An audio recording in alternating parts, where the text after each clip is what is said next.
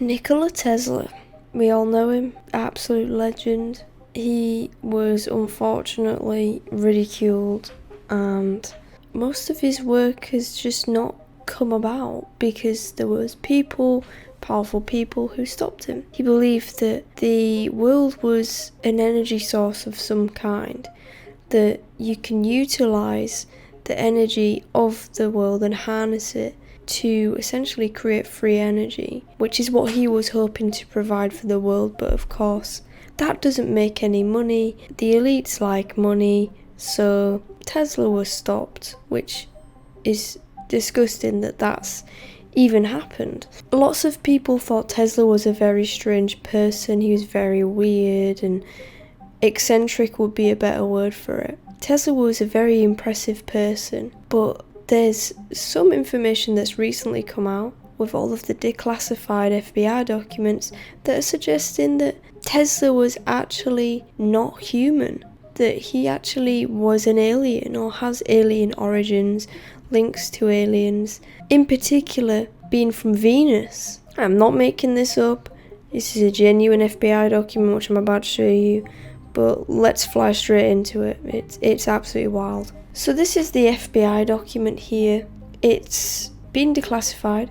It's about a newsletter called the Interplanetary Session Newsletter, and it is very long. I've looked over the sections mainly to do with him being an alien, but there's a lot of interesting information about Tesla in this, which I will put in the description box below if you want to read it for yourself. So this is from 1957, and it says the Interplanetary Sessions Newsletter. Goes on to say, we've not issued a newsletter since the 1st of May 1956 because there's been no space news that is considered authentic. However, we've got some good news to pass along.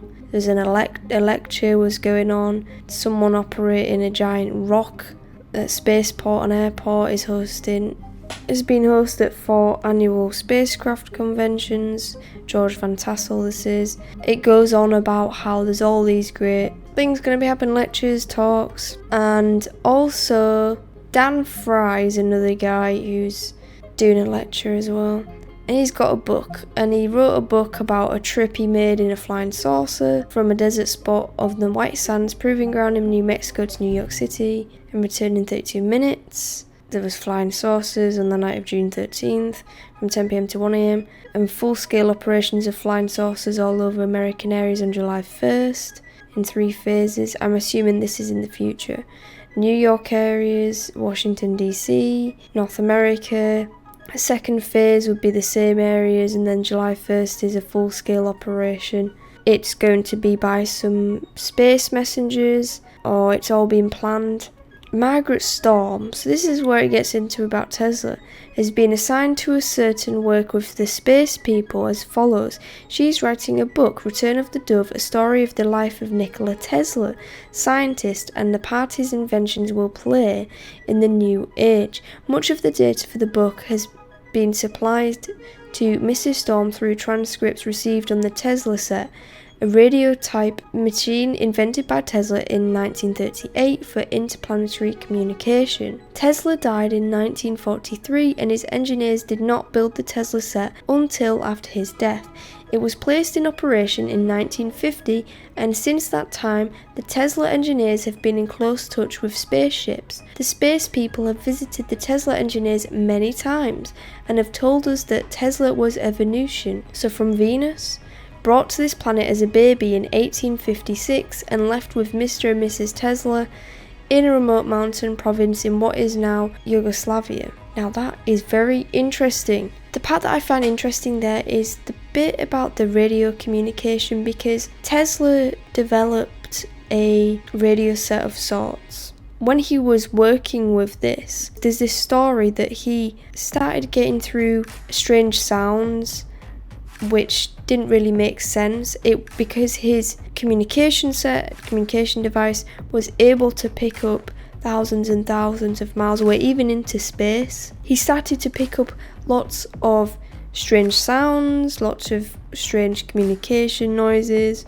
all that sort of thing, and he was thoroughly convinced that he had actually made communication with aliens or some sort of UFOs, and Tesla believed that it was the first moment, I don't want to say humans have had, but the first moment he had where he's had a sort of hello from aliens and them telling him that they are actually watching him. That is not the only time Tesla believed that he was in communication with aliens. He has strongly believed on many occasions that a lot of the information that he receives or the ideas that he gets, he believed he received from elsewhere.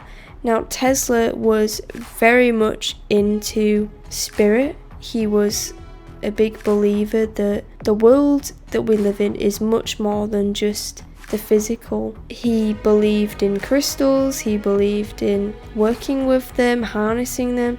He believed in the ability to do a form of channeling, which he has said that he thinks he gets a lot of his ideas from there. But not just that, but aliens too, he's sort of made reference to. The idea of him being an alien, I mean, there's not exactly evidence to back it up as such, but it's an interesting perspective to take. There's so much about Tesla out that is just disinformation in terms of the way he's portrayed negatively. It's a shame because Tesla just wanted to better the world, essentially. He was an absolute genius. He had really great ideas and he had a vision for what he wanted the world to be and, shape it in a positive way, and the elite stopped him because they didn't like it. So a biography of Tesla was published in 1944. It can, I don't know what that says. You can basically get it from your library. So it says this book gives no information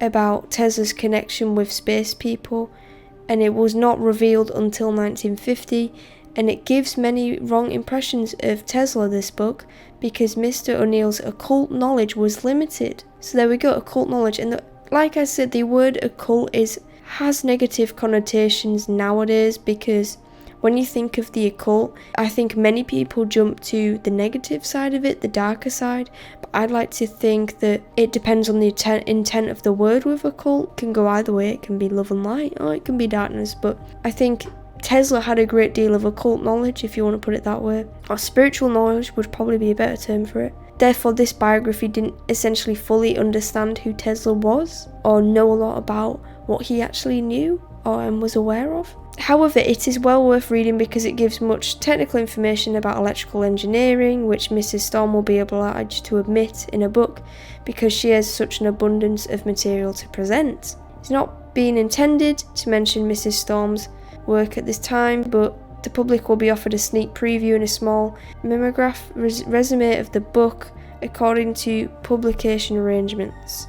It goes on to say that she's had to rush the book and is sort of bringing it out a little bit early. So she will present the material to certain small groups in the New York area within a few weeks, and probably space groups too. Our world situation is not hopeless by any means, although the space people, I'm assuming aliens, bluntly inform us that as a race we are too lazy.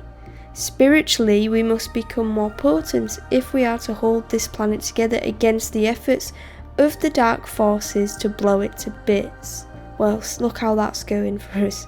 I think it's actually a part of a letter as well that goes on to say that we've been paying off karmic debts in the form of disease which cannot be abated unless we discontinue nuclear experiments. To help us all, the space people have placed 4 space stations in orbit around the Earth. They will start magnetising the Earth at midnight on July 21st. Through meditation we can absorb these healing rays. The Martians have clearly indicated that they are just about fed up with our depravity on this planet. Apparently even space people can become impatient. There's a lot of dark people in this world.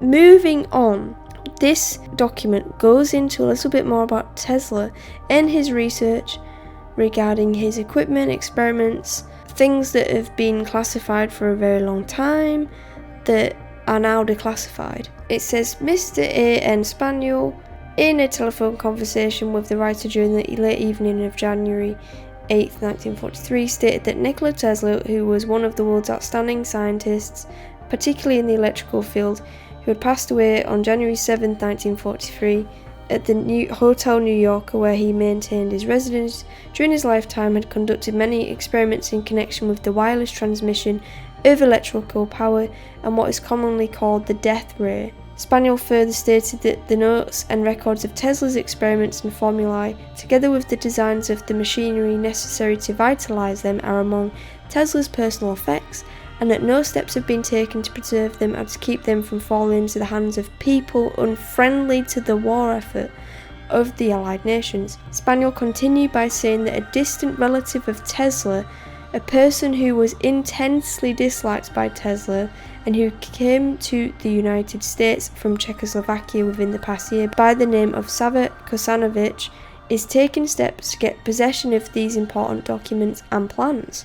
Spaniel believes there is a strong likelihood of Kosanovic making this material available to the enemy in the event if he is successful. So they're trying to make sure that Tesla is possessed. In this paragraph they discussed, they're trying to make sure that Tesla's documents are not leaked, then no one can really get their hands on them and they're protected. This then goes on a little bit about who he was. Tesla being from Serbia, he came across. Fitzgerald then stated that in later years he was confident that Tesla was carrying on extensive experiments for transmitting electrical power by wireless and with propelling electrical rays possessing sufficient power to destroy implements of warfare such as airplanes and submarines. And Tesla had said that his experiments in connection with both of these have been completed and perfected. Fitzgerald noted that Tesla had conceived and designed a revolutionary type of torpedo which is not presently in use by any of the nations. It is Fitzgerald's belief that this design has not been made available to any nation up to the present time. From statements made to Fitzgerald by Tesla, he knows that the complete plans, specifications and explanation of the basic theories of these things are someplace in the personal effects of Tesla. There is a working model of Tesla's which cost more than $10,000 to build in a safety deposit box of Tesla's at the Governor Clinton Hotel, and statements made by Tesla, Fitzgerald believes it has to do with the so-called death ray or the wireless transmission of electrical current. That is the document. It goes on. It's a very long document, but I thought I would read over a couple of areas that are interesting. The fact that it was very obvious that Tesla had created some absolutely mind-boggling technologies.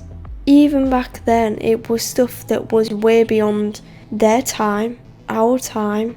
It does make you wonder a lot of the things Tesla actually did invent that we are not aware of in terms of beyond the death ray, beyond the wireless technology, the free energy.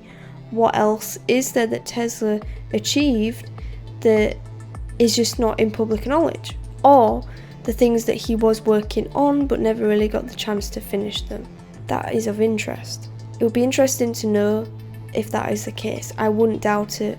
I think as well it's interesting this suggestion that Tesla was not of this world. Of course, we can't know for certain.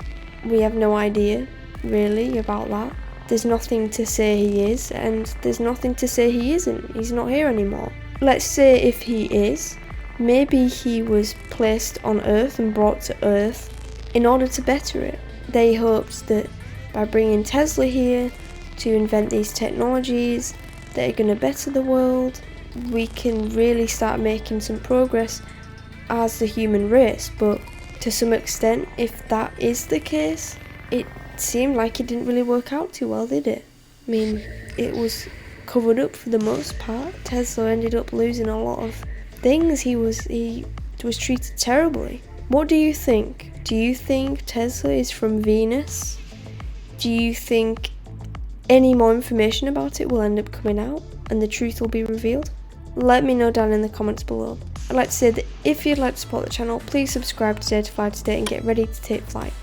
Turn on notifications so you get notified every time I upload a video, like and share this video with others. If you'd like to support the channel even further, you can donate to my Ko-fi page or my PayPal, and links to both of those will be down below in the description box. I hope you all have a wonderful, blessed day wherever you are in the world. Stay true, stay awake and stay blessed, keep your eyes on the skies. Let me know if you see a UFO, because I'd love to hear about it. And as always, fly high, fear less.